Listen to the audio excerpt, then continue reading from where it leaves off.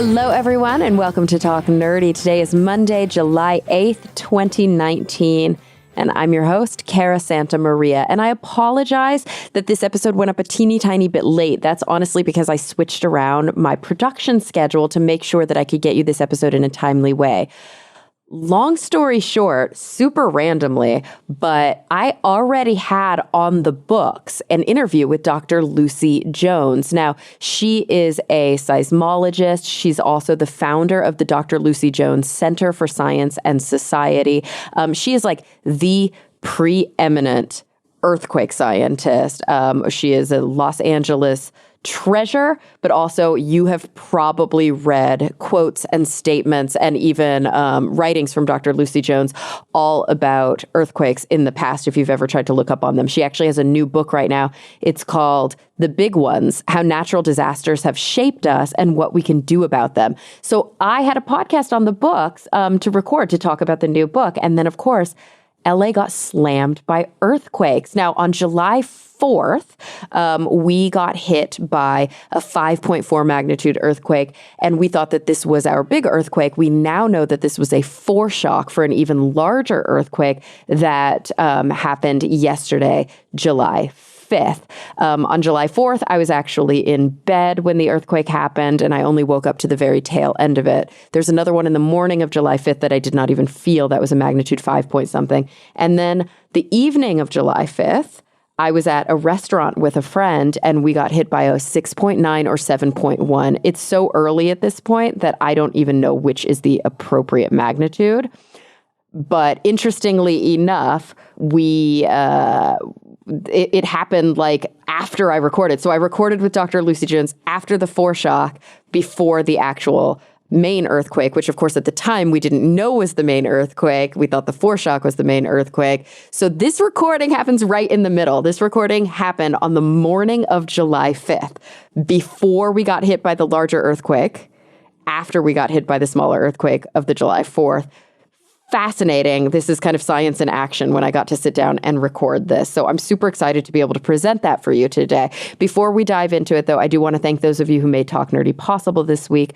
Remember, Talk Nerdy is and will always be 100% free to download, and that's because of support from listeners just like you. So if you want to go to www.patreon.com/talknerdy and pledge your support, I will say your name at the top of the show, just like Phil T-Bear, the Zombie Drummer, David J.E. Smith, Gabriel Felipe Jaramillo Gonzalez, Brian Holden, and Jeffrey Sewell, and of course, all of the other incredible people who support the show.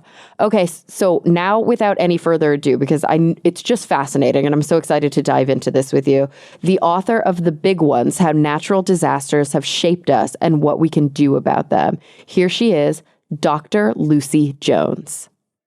Well, Lucy, thank you for joining me today. Thanks for having me. So it's a pretty hectic day today in LA.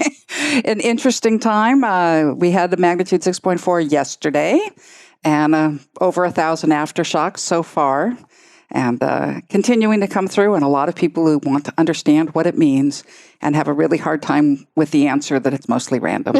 Yes, there are definitely some reporters waiting outside.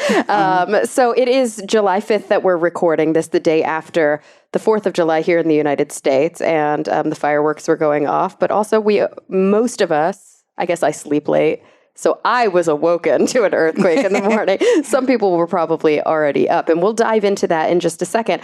I wanted to remind you, because I'm not sure if you remember, but the last time that you and I had a conversation was way back when I worked at the Huffington Post years ago, and you came to the studio. Oh, I remember that time. You taught us the proper way to get underneath a desk or something. I made everybody drop, cover, hold on, and you feel embarrassed, and is my butt sticking in the air? That's the problem with drop, cover, and hold on. We're so embarrassed to do it as practice. But if we haven't done it as practice, the instinct to run, which is about the most dangerous thing you can do in an earthquake, tends to kick in. So the practice is pretty important. So let's talk a little bit about that. So you said drop, cover, and hold on. What does that entail? Drop to the ground before the earthquake throws you there, because in strong shaking, it literally will throw you to the ground. And we have had people killed by being thrown onto balustrades and such things. Then, if there's a place to get covered nearby, do so. Yeah. I mean, if it requires going a long distance, to get under a table, don't do it. that moving is the most dangerous part. It's both, you can be thrown to the ground. The earthquake is, if it's strong enough to be doing damage, is throwing objects through the air. If you're now moving through the room, you're putting yourself in the path of many more objects as they get flown around. And then if it's really strong earthquake, drop cover, hold on. So you can really hold to the table to keep it there. Because in the strongest shaking, I mean, we have found upside down grand pianos after earthquakes. Wow. People don't understand just how strong it is. And the fact that our buildings are still standing is a testament to really working on those building codes, but it also means what happens to the inside of the building is a much more significant factor. If your building was going to fall down no matter what, but even if your building fell down, trying to run outside puts you in the path of the first part of the building to break, which is the outside of the building. And we have many situations where someone has tried to run out of a building and then been killed by the outside of the building falling on them. Like you could see, for example, a shade cover or like some columns or even just the facade of the building coming Exactly. off. I mean, so balconies and ballast, the facades of buildings are a big part of it. I remember one death where the woman was in a parking garage. She went to run outside and the facade fell off and fell on her as she came out, and then the garage was itself fine. So that type of thing is pretty common. And then even if you do get to the point that the building itself is collapsing, overwhelming percentage, it'll be partial collapse and it'll start with the outside of the building. So if you don't have a table nearby, an interior wall is safer to be than being up against the window that's likely to break, as well as the fact that the outside wall is the first one to fall. Think of those pictures you've seen from earthquake zones where the side of a building comes off and you can see the bedroom sitting in there. Yeah. Right? If you'd been on the interior wall, you would have been fine. Yeah. Oh, it's so interesting when we sit here and we talk about kind of like safety techniques during an earthquake, which happens very quickly with little to no warning, which we will talk about.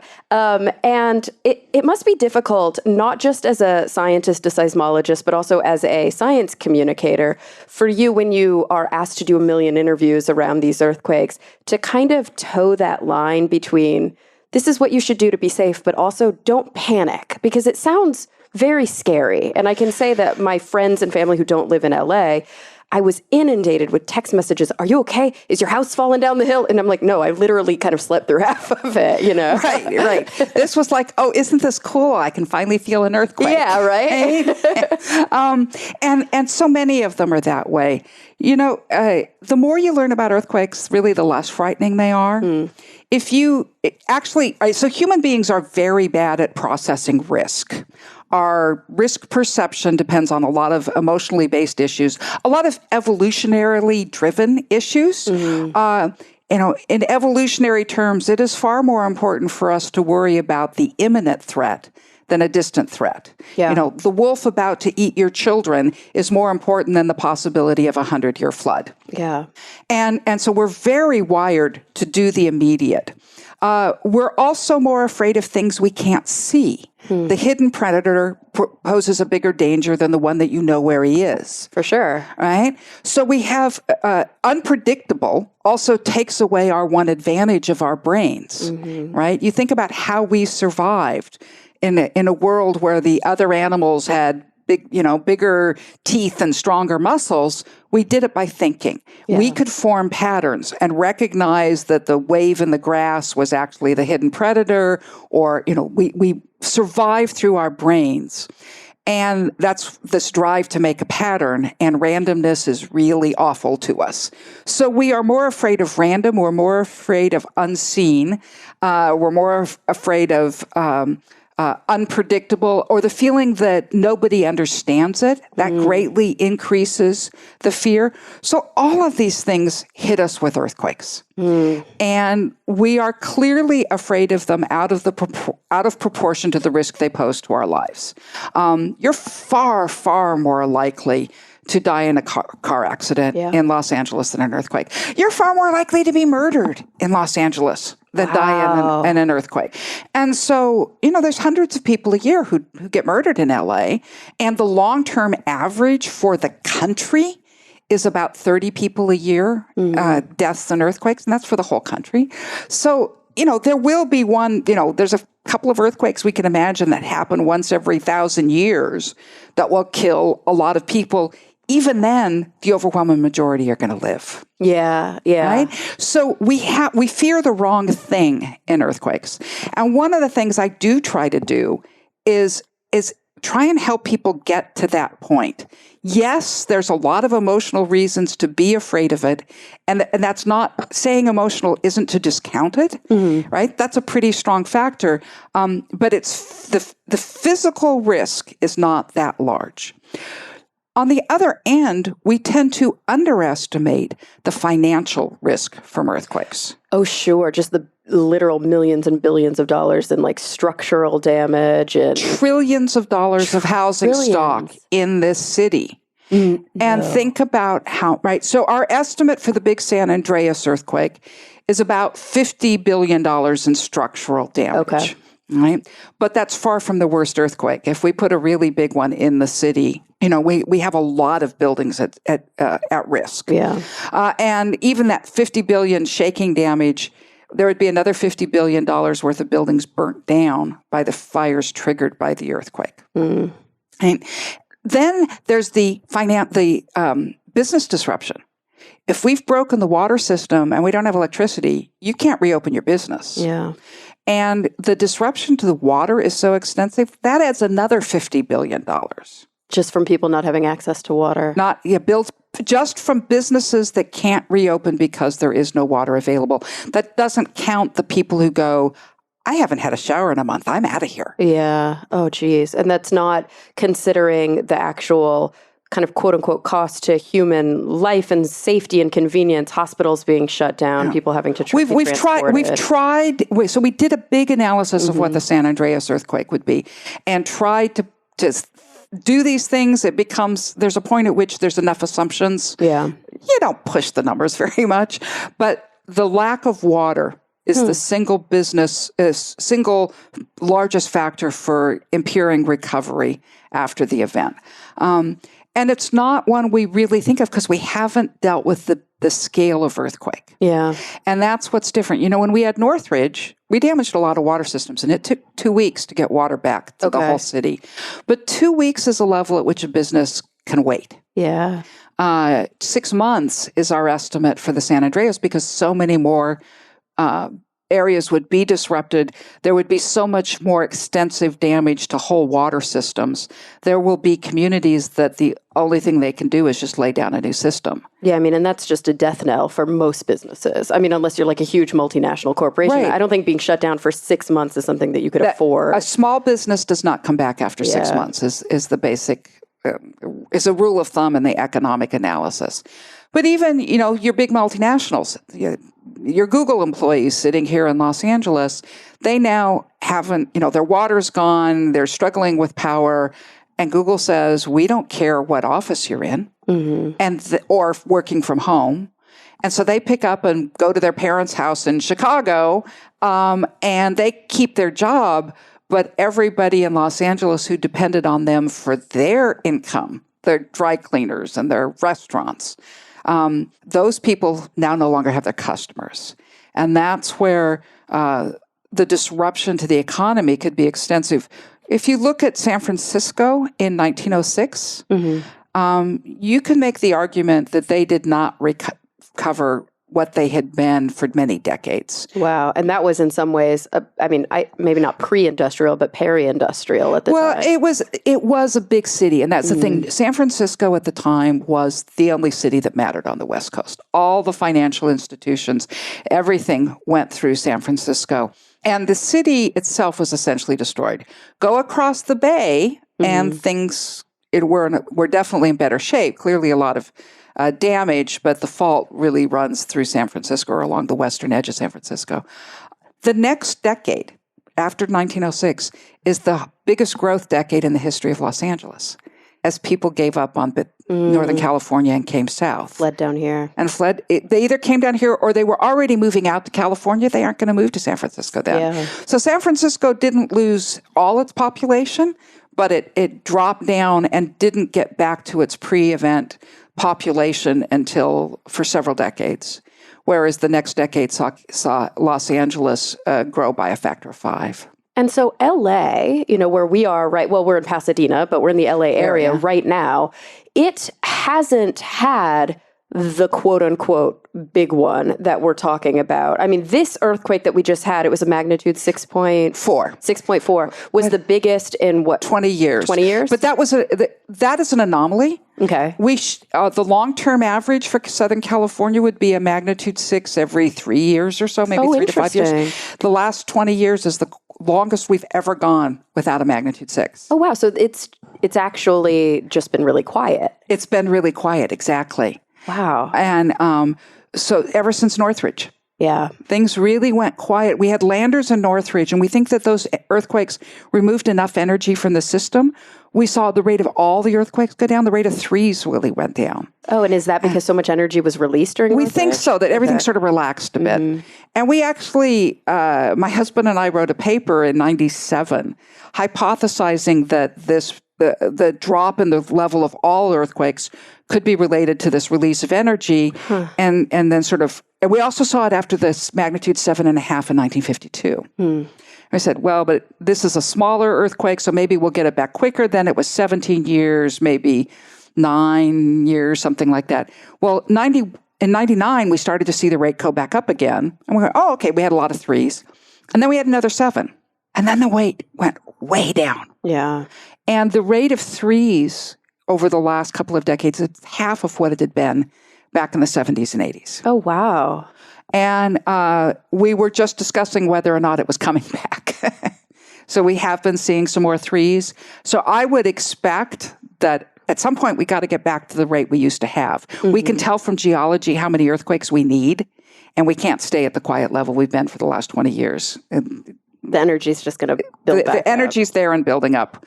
It's going to have to be released at some point. It's so funny. I mean, tell me if you think that this is a poor analogy. I always, when I'm doing SciComm, I'm always trying to function within the world of analogy. And sometimes they're clean and sometimes they really don't fit. But, I often think about science denialism in our country, and I think about some of the confusion that people have between conversations about weather and climate. And I feel like what we're talking about right now is kind of like the climate scale of earthquakes. That's actually exactly right. Okay. So the climate we can do decently. Yeah, like right? you can make these predictions about... We say what the rate is. We can look at the spatial distribution. The existence of faults really does predict where most of the earthquakes are going to be. Not all, but most. And we do a quite good job of predicting the earthquake climate. Yeah. And then when one earthquake happens, like yesterday, we actually get a short-term spike in the rate, which is aftershocks. Aftershocks, right? yeah, One earthquake makes another more likely. And so I can then say, as I did yesterday, we're probably going to have a magnitude 5, and there was a 5.4 this morning. But that isn't a prediction in the sense, like, it's not saying I see the storm clouds arriving and the rain's going to come in at 11 o'clock. It's rather saying, it's February, we're probably going to get some rain. Or my favorite example, it's Kauai, it's going to rain today, right? I really don't need any weather information to make that statement. And when we've just had a 6.5, I can say we're going to probably have a 5 and really be pretty sure I'm going to be correct. Yeah. But the weather, the idea that we see something coming and predict what will happen out of that, that's what we don't have in earthquakes. There's nothing that has to happen before a big earthquake can happen. Now, maybe there's some things that have to happen before any earthquake can happen, but we average an earthquake, even in the last decade, we had an earthquake in California about once every 3 minutes. Wow. Now, most of them are really tiny, tiny. We only were able to see them through template matching, really new machine learning about how to see the tiniest earthquakes. Okay. But it means that earthquakes are happening all the time. And we don't want to predict every earthquake. We want to predict only the big, which means we want to predict the magnitude. And the problem is, as far as we can tell so far, little ones and big ones all start in the same way. The question is how they stop. And of course, you're not going to know that until it's already started. And right, it's put in the scientific terminology, is the information about the eventual size of the earthquake in the earth before it begins, or is the magnitude, the size of the event, determined dynamically during the rupture process? And it's still one of those, the way science really works, we don't get an answer. We have, I could test it perhaps by looking at this feature, and I think that this shows that it's actually the information's in the earth. Well, no, I'll test it with this one, and this shows me it's dynamic, and we argue back and forth, and there's papers that go back and forth, and it can often, it can take years or sometimes longer than that before we come to a consensus view that this body of evidence is much more compelling than that one. We're still in that arguing process on earthquakes, and it's been going on for a few decades. And when we think about the outcome of that, kind of the translational components of that, once an earthquake like yesterday's happened, I can only imagine that you're flooded, you're inundated with what does it mean? Yeah, what does it mean? And how are we going to know before the next one? And also what I see is that Twitter and Facebook and to a lesser extent Instagram are flooded with science communicators trying to debunk and tamp down all the pseudoscience that comes up. Whenever there's an earthquake, there's just like this influx of basically charlatans trying to sell earthquake prediction techniques. Right. There's someone who every time right after an earthquake, somebody posts, "Hey, look at what a great job you did." Well, it's not like we saw anything before the earthquake. Right? Charles Richter, of course, many decades ago here at Caltech, was famous for saying, all earthquake predictors are either charlatans or fools. Yeah. And which is harsh. You're like, hey now. Well, I tend to go in that direction. I actually use that quote in my book as an introduction to that section. Because, and that fool part shouldn't be, that's a harsh word, but one of the principles of science is that the easiest person to fool is yourself. From the social science terminology, we'd say we suffer from confirmation bias. Absolutely. Right? We are more amenable to the data that supports our previous position and harsher critics of opposing data. And so science created this whole peer review process is partly a recognition that the easiest person to fool is ourselves, and we need to go through this. And earthquakes tend to bring out the worst or the most extreme of this because instinctively we believe there should be a pattern. It's in there somewhere. And a good scientist finds that pattern. That's what, a scientific model is a pattern that allows you to predict the future. And the idea that it's really not there is not one we want to accept. So we see, okay, there's a coincidence. Let's go and see, all right, describe it. Let's see if we see it at other times. Now let's make a model that explains why we would have that, and then we test the model. That's sort of a simple view of how you do it. And as we do it in earthquakes, there's a coincidence. Let's go in and look at it in more detail. Let's test it. Well, didn't see that any other time, did we? And it's just like a bunch of outliers. It is. It's just, there's been a bunch of them. Something happens. The one exception would be foreshocks. Okay. All right, because a foreshock is essentially a main shock that happens to have a really big aftershock.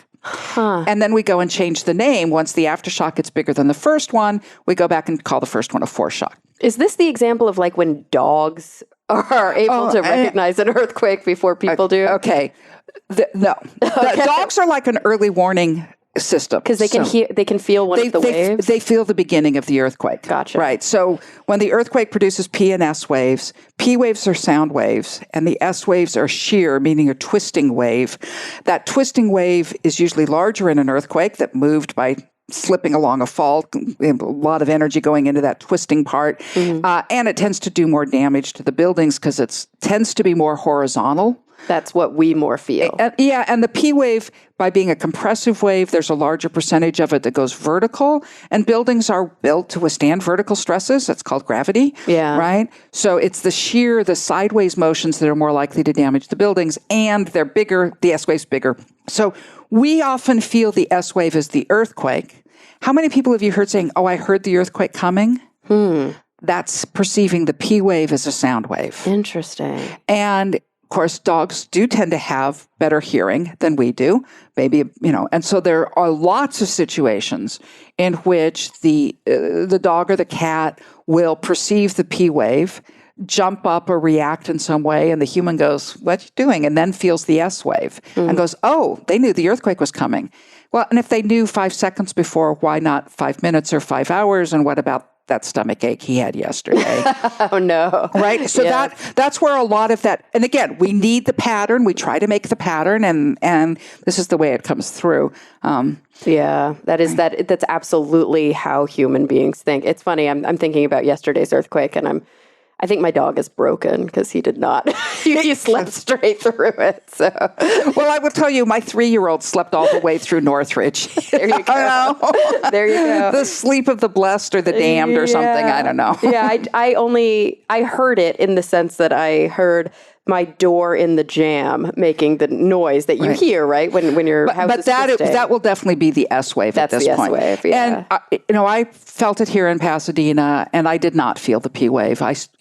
So I try to start counting as soon as I feel an earthquake wave, because if that's the P wave, the time between the P wave and the S wave will tell me how far away the earthquake is. Oh, cool. Just like lightning and thunder. Exactly. And in fact, it's the reverse. So lightning and thunder, it's 5 seconds per mile. Mm-hmm. The earthquake, it's 5 miles per second. Oh, wow. How easy to remember. Exactly. Really easy to remember. So I start counting. 3 seconds, a bigger wave comes in. I know it's 15 miles away. Wow. But a lot of times you miss the P wave. Mm-hmm. And so what you're counting is the S wave. The duration of the strong shaking in the S wave is proportional to the magnitude. Oh, okay. So the Earth in this earthquake, the 6.4, the fault was about 10 miles long. So, and the rupture starts at a point and moves down it, just like ripping a piece of paper. You never rip a piece of paper by taking the whole thing at once, right? You'll put in a little break, and then rupture down the fault, and you produce sound, which is seismic waves, right? Wow. Or sound waves in this case. And then you actually see, in this earthquake, you could go on Twitter right now, and you see in Trona, at least, the road was broken in half. Right, because that's one side moves with respect to the other. It's sort of like, it's actually not so much ripping the paper, but imagine I put a rug down on carpeting. The friction between them would make it impossible to pull the rug over. I put it too close to the fireplace. I want to move it a foot over. You can't just pull it. You'd go over next to the fireplace, pick up the edge of the rug, move it over the foot, and produce a ripple. Mm-hmm. And then you move the ripple down the rug. What you've done is locally reduced the friction that allowed the rug to move. Yeah. What happens in an earthquake, and this is one of the unpredictable parts about it, is that you destabilize somewhere. You do need to get high stresses somewhere, but it could be just a tiny point. Mm-hmm. And if it starts to move and gets stopped, it's a little tiny earthquake. But now let's imagine someplace else it gets started, and for some reason there's nothing there to stop it, and it starts getting going. Then the friction on the fault is actually it's velocity dependent. So when you're moving faster, it's less friction. Okay. So we also call it that the dynamic friction is lower than the static friction. So once you get going, then you've essentially got that low friction state that you've got when you've put your ripple in your rug. And that allows the rupture to propagate until it has something that stops it. And so you do have that rupture front that's passing down, and it's producing energy all the way down. It moves at 2 miles a second. Okay. So if it's a 10-mile long fault like yesterday, you have 5 seconds of rupture. Mm-hmm. So when I started counting in Pasadena, I got about 10 seconds. I sort of missed the beginning because I was on the phone. Mm-hmm. I was like, wait a minute, Kate, this is an earthquake. I'm sorry, hang up, right? Yeah. Right? And but about 10 seconds, which would be the 5 seconds plus echoing. Yeah. Okay. Right. And also, when do you cut it off? I stopped before it got to the last little bit of reverberation because I know that doesn't count. Mm. And that meant that before any notification had gone off, I knew it was above 6. And because it was not very strong shaking, it has to have been pretty far away. It also felt like rolling motion, which like is waves. Like waves, which means the higher frequency energy has been dissipated before it got to me. Okay, yeah. It's interesting. It was up north of here. I was literally just camping in Trona Pinnacles, like 2 weeks ago. And so I'm seeing all of the reports on the news that was very close to where it was. And I'm like, oh, I've been there. And it looks like a very heavy fault zone when you drive through Trona. Like you can see all of the geology from like years and years. Well, Trona is actually in a dry lake bed. And of course, there's a lot of mining that goes on there. So there's a lot of disruption to stuff. Oh, look at that too. Yeah. These kind of like human-induced ones. It's definitely interesting to think about how all of these factors come into play to produce the data that you and your team have to basically sift through, mine through to make sense of it, right? And you want to find real patterns. You don't want to find phantom patterns. But oftentimes the people want to hear They'll take any type of pattern they can get that'll make them feel better. Exactly. And it must be a difficulty, working as a science communicator in a very specific field, knowing that although we are living in a time where we have some of the most brilliant minds working in science, in many ways science literacy on the whole is struggling. And so just basically understanding how science works is difficult for a lot of people. It seems quite opaque. So when you answer questions with, we don't know, right. How is that received? Well, I try to make sure I explain why we don't know. And that's, we talk about science literacy. I don't think science literacy was a lot better 50 years ago. We just had more trust in the scientists. They were more likely to say, I believe you because you're famous. That's a good point. Yeah. And that's actually not a sustainable approach. And that, especially in the internet, when you look at the internet age, I would actually argue that it has created the need for everybody to have science skills in a way that the printing press required everybody to have reading skills, right? Our social discourse moved from the pulpit to the book, and that became a skill that used to be for specialists and everyone needed. The internet puts all information, true or false, out there, and you now have to decide for yourself whether it's true. And that is the skill of scientific analysis. Yeah, that's critical thinking. Right. That's critical. Right. We used to just call it critical reasoning, and very few people did it. Yeah. You taught it at university that less than 1% of people went to. Yeah, you didn't teach it in elementary school, which makes no sense. Right. And unfortunately, what we teach in elementary school is memorize these facts that I gave you as an expert or authority. Right. Yeah. Right. And instead, we should be teaching how do you know whether you should listen to something. Yeah. And I think this is really, really important. And I try to do my piece of it, that I try not to give yes or no answers. I try to explain why we know this to be true. So is this going to set off the San Andreas? No. But let me explain why. When we look at how earthquakes trigger, we can see this data that shows us an increase of earthquakes out for some function of the fault length. If the fault, it's about 3 to 4 times the fault length. So if the main shock is on a 10-mile-long fault, we'll see an increase in earthquakes out to 30 or 40 miles. Gotcha. That's the case for this earthquake. The San Andreas is 100 miles away. We really aren't going to see it. Now, when the San Andreas goes and we have a 200-mile-long fault, that same reasoning means we will see triggered earthquakes out to 800 miles or so, and all of California will be having aftershocks. Yeah. That's the one thing that came out of that San Andreas movie that was true. The idea that the big LA earthquake could trigger one in San Francisco, that part is actually quite plausible. Interesting. Just most of the rest of it. Yeah. and not, as you just mentioned, the earthquake from yesterday. That's not going to trigger San Andreas. How different the big earthquakes are, that size, that 6.4 is 10 miles, 7.8 is 200 miles. Because is that a logarithmic scale? It's actually beyond, it's a little more complicated than that. Okay. The magnitude is determined from something called seismic moment. It used to be empirical. We now have real actual physical quantities, makes us scientists happy. Yeah. Seismic moment is equal to the area of the fault that moves in the earthquake times the average of how much one side slips past the other. Okay. And the amount of slip tends to scale with the area. Right? So the length, when I say 6.4, about 10 miles long, that's, they maybe are as short as 8 and as long as 15, but right? It's that sort of range.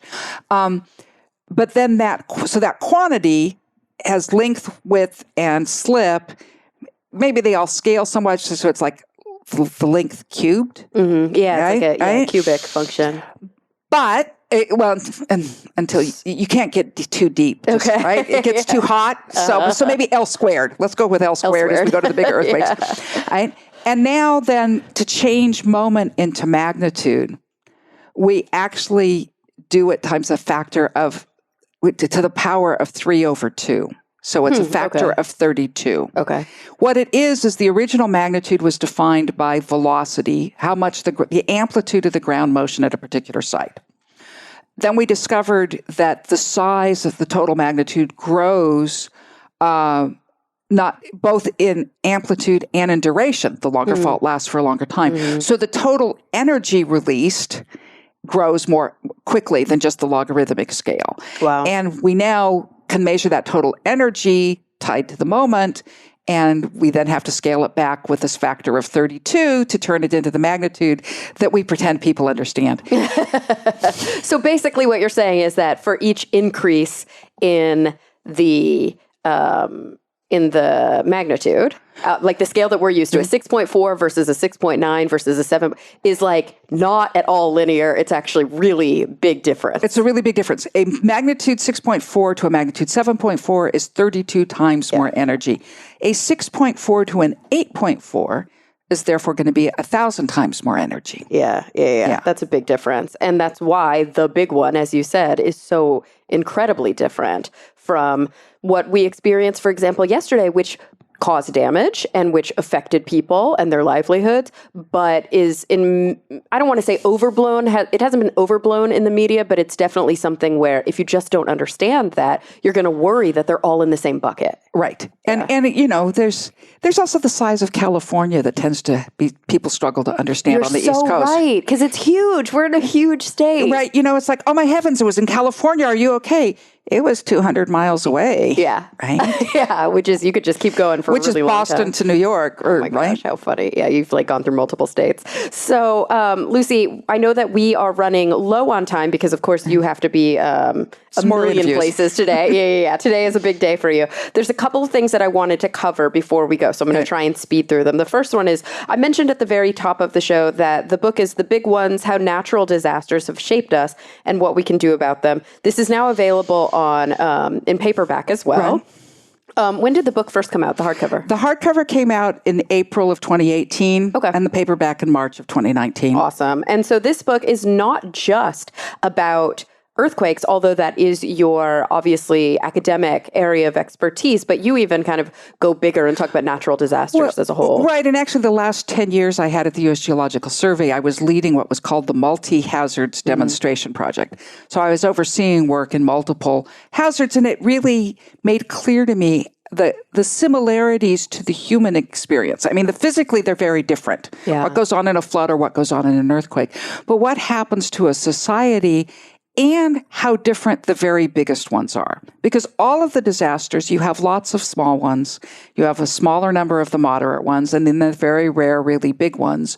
And those, it's almost by definition, we build our societies to handle the ones that are within our memory. Yeah. So it happened to us or happened to our parents, maybe our grandparents. That's what we think we have to deal with, and that's what we build for. So California, for instance, has done a great job of building flood control for the type of floods we had pretty regularly in the 19th century. There will be a flood that will exceed the capacity of our flood control channels. Yeah, I mean, we saw this in New Orleans. We've seen this, all over Texas. We saw this. I mean, this is... You're so right. It's the reason that we have to take off our shoes at the airport, because we think of the most immediate thing that happened. Oh, there was a shoe bomber. Now we need to prevent against that instead of looking at all of these different things. There's actually one more factor. Mm-hmm. If it's intentional, we are much more upset about it. Yeah. So if somebody does it to us on purpose, it's why there is it contributes to the extreme angst about fracking-related earthquakes. Yeah. It's not the fracking itself, it's the disposal of wastewaters. In fact, geothermal energy production does as much earthquake triggering as fracking does. Interesting, but it's because people are doing it. It's because people are doing it. Yeah, it's funny. It's as opposed to a quote unquote act of God, which I hate that phrase. But if you listen to the podcast regularly, you'd know why. Well, and the damage in the earthquake is not the act of God. That's how we chose to build our buildings. That's true. It's kind of like the difference between drought and famine, right? Oftentimes you'll hear drought is natural, but famine is human induced. Right. So, talking about this book, one thing that I want to go over with you real quick before we go, we've got like 2 minutes, is 10. How you got, oh, great. That's great. So is how you got to where you are today, because I'm always really interested.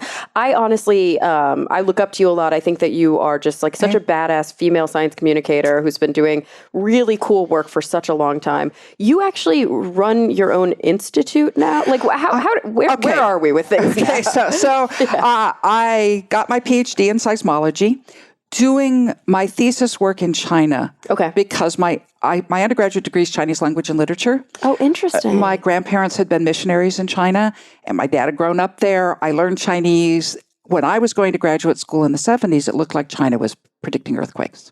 So I went to graduate school, and they said, let's get you studying foreshocks. There was just this earthquake in China with 500 foreshocks. Maybe we can send you to China. So I actually was the first American scientist after normalization relations when I was a grad student and 24 years old. Amazing. It was a pretty amazing time. And it gave me a very different perspective on how the science is used socially. We could do a whole other podcast on that. Oh my gosh, we so could. But the one aspect of it was realizing that the same information was actionable in China because they had so much to lose with bad buildings and so little to lose with a false alarm because it was an agrarian society and being forced outside didn't change the economy. Interesting. And politically, they could tell everybody to go outside and then say, oh, never mind, come back in, right? So at a much lower level of certainty, they could act. That's what got me moving to doing these type of earthquake probabilities and statistics. And I started a lot of that for the USGS, and there's a relatively small group internationally that works on this. And then as I sort of went through the career, there was a point at which I was offered the opportunity to create this multi-hazards demonstration project. And it was like, it was a choice. Do I go back to research? I had been doing some management work and maybe get another, let's see, 15 years, maybe I'll get 30 papers written. I was 50 at the time I was making this decision. And let's be honest, of those 30, 5 will be read and 2 will matter. and if I don't write them, I could see who would be writing those 2 because I could see the bright young people coming up. But if I didn't lead this multi-hazards project, which had the goal of demonstrating how hazard science can improve a community's resilience to natural disasters, it wouldn't happen. Right? And that science doesn't get used. And what I was seeing over and over again by that point in my career is how we knew so much about the earthquake risk and other hazards that could be used to make us safer and wasn't being used. It wasn't being translated. It just wasn't making it to the people. So I decided, okay, I'll go and do this. I'll give up the scientific rat race so I don't get the fellowship at AGU or and I went to do that. Of course, the funny thing was there was such demand for this. I ended up getting all of the accolades. Yeah. I'm a fellow of AGU and all of this other stuff now. So it's sort of an interesting perspective on the goal, the reward system within the scientific endeavor. It rewards very individual, personal achievement, and I'm better than you, and much less the collaborative, how do we get this used and help? And it also rewards the newest science, and we have no place for the translators who get the science used. And it's not just a communication issue. It's too complex to just be communicated, i.e. one direction, I hand you the information. Yeah. It needs to be partnerships. And as we face climate change, we have to move to where the scientists who can say what's the implication of a decision work really closely with the people who we have elected to make those decisions. Yes. So that's where I see this huge problem. I got the opportunity to do it, and I did it for 10 years in the USGS. The decision to leave the USGS, federal science has all of its own restrictions, especially now. And sort of at the end of my career, I wanted the opportunity to do a bit more, to focus on that translation part. Because even the USGS, it is authorized by Congress. It's given money to do research. And it has to do what's appropriated to it. And it is explicitly prohibited from doing policy. Yeah. Oh, wow. So that process of how do you get in there and do that interaction, the traditional silos aren't working. So I thought, let me spend the last few years of my career out there trying to do it. So I formed the Dr. Lucy Jones Center for Science and Society. And then, of course, when I left the federal government, Caltech said, you don't need to leave. I've had an honorary position on campus the whole time. I'm still here. We're now expanding that. I'm teaching workshops to students, teaching them how to do social engagement, it's so exciting. And the young people in science get it. Yeah. We can't afford the traditional model. We're going to kill the earth. And I think we can see the isolation of the scientists and the role that this contributed to some of the issues in climate change and how it hasn't been heard. And it's allowed the whole science denial stuff to get more out of hand. And we've really got to figure out how to bridge that gap. And that isn't just saying, why are you guys so stupid ignoring this? It really is how to work together. So that's where I'm trying to put my last few years. It's also, one of the things when you're in the academic constraints, I'm a seismologist. I can't talk publicly about atmospheric science because I'm not an atmospheric scientist. The reality is what people need to understand is not the complicated part. It's the part where it's already reached consensus. So I need to be enough of a scientist to understand what's the consensus and what are the implications of it. So I need that experience in research. Yeah. But I don't have to be the specialist in that thing. I agree. I mean, working as a science communicator, I work in television a lot, and I'm called upon all the time. Can you tell us about black holes? I came from neuroscience and psychology, but I know, what the how to read a paper. Exactly. I know how to read a paper. I can read a peer-reviewed paper. And what they need to know on the news for that 30-second hit is just the top line of the discovery and maybe debunking a couple of things that the media got wrong. Right. And remember, that's also part of the issue. It's let's report on the newest study. That's not consensus. It's true, and actually, you're right. By the time we get to consensus, everybody's bored with it.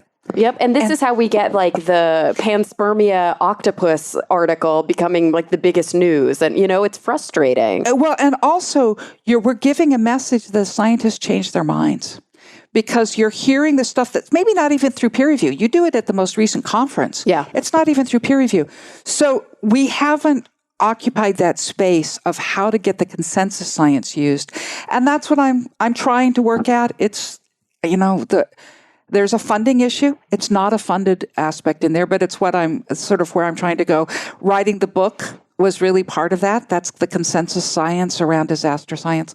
I've also returned to my youth as a musician and, for instance, composed music about climate change, where I'm actually, one of the lines of music is the global climate data. Wow, that's so cool. And so you can hear how it's gotten hotter and how the last 30 years is really accelerating. Wow. And you actually have this stringed instrument in your office right here. What is it called again? It's called the viola da gamba. Viola da gamba. It's sometimes called a viol, V-I-O-L. Okay. So it's the double bass in the orchestra is the double bass because what I have here is the single bass. Gotcha. So it's a parallel family to the violins. And there is a whole style of music where you get consorts of these instruments. And I picked up the old style. We've gotten it recorded. We've gotten it out. And we're looking at trying to do a climate crisis concert. Ugh, I love that. It speaks to this, I think, very kind of important conversation about, a lot of times we talk about scientists as if they're left-brained people and artists as if they're, quote, right-brained people, which makes the neuroscientists crazy. But the fundamental truth is that creativity is such an important function of science. And I love that the work that you're doing really does marry these hard physical sciences with the social sciences in a way that not enough people are doing. There's, we are discipline-based because that's how you do peer review. It's essential to the process, but it tends to isolate you from really important results. And, if it's something that can be done within one discipline, a lot of that's been done. Yeah. The opportunities lie in the interdisciplinary spaces. Yeah, in collaborating. Well, Lucy, thank you so much for joining me today. This has been so much fun. I hope that I can convince you in the future to come back on the show. I always close the show with the same 2 questions, but we don't have time for them today. So this is going to be the big cliffhanger. Give me one quick question. One of the 2? All right. So I always ask about the future, and I ask what it is that A, you are pessimistic and kind of maybe even a little bit frustrated, not too hopeful about. And on the flip side, what you're genuinely optimistic about when you look to the future. See, sometimes it's the same answer for both questions. And it is the same answer. Is it? Okay. Because, one of the things that's happened to me as I got out of the constraints of my discipline was to recognize the more you learn about earthquakes, the less frightening they are. Yeah. The more you learn about climate science, the more frightening it is. You're so right. And it's interesting. My son is now in climate science. He's actually doing oceanic geochemistry. But it's the carbon cycle. And I'm terrified by what's coming. And I have reached the point that it doesn't make sense worrying about, it doesn't make sense to bother with the earthquake problem if we haven't dealt with the climate change problem, because what's coming from that is so much worse. Yeah. So in some ways, I'm just so depressed and terrified by what we've allowed to get, or how we've allowed us to get there, and the disasters that will be coming from it, and the human disruption that'll come from the disasters. Yeah. The flip side, I am very encouraged by what I see in the younger generation of scientists and their desire and need and motivation to really work in that intersectional space and bring science to everybody. I couldn't agree more. Guys, the book is The Big Ones, How Natural Disasters Have Shaped Us and What We Can Do About Them by Dr. Lucy Jones. Lucy, thank you so much for joining me today. Oh, thank you for having me. Absolutely. And everybody listening, thank you for coming back week after week. I'm really looking forward to the next time we all get together to talk nerdy.